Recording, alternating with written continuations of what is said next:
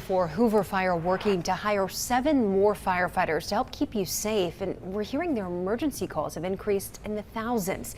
But we found out they're going to need federal money to make these hires. Your Shelby County reporter Anjanae Robinson is on your side now and joins us live, finding out how this will improve response times when you need emergency help. Anjanae.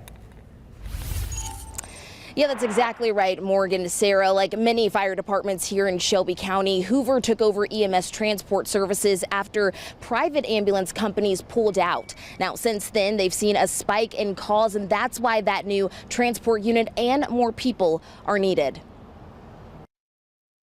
Now, when Hoover Fire first took over EMS transport, they were handling about 1,600 patients a year.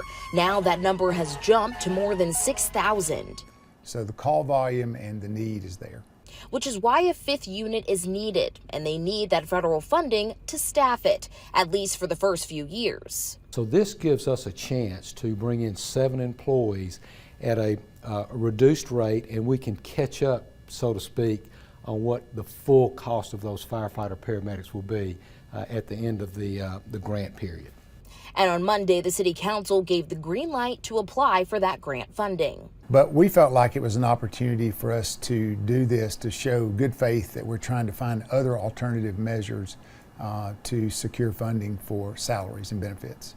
Now, this new transport unit will be based at Station 3 in River Chase, but it'll help cover the entire city. Not only would it provide transport services to River Chase, it also provide transport services to the eastern side of our city, such as Inverness and Greystone. Providing faster, better care for everyone. This will add to transport, getting you to the hospital quicker. So we're excited about it.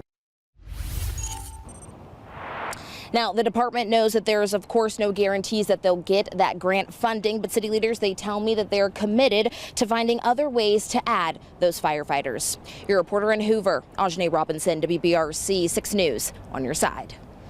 An update.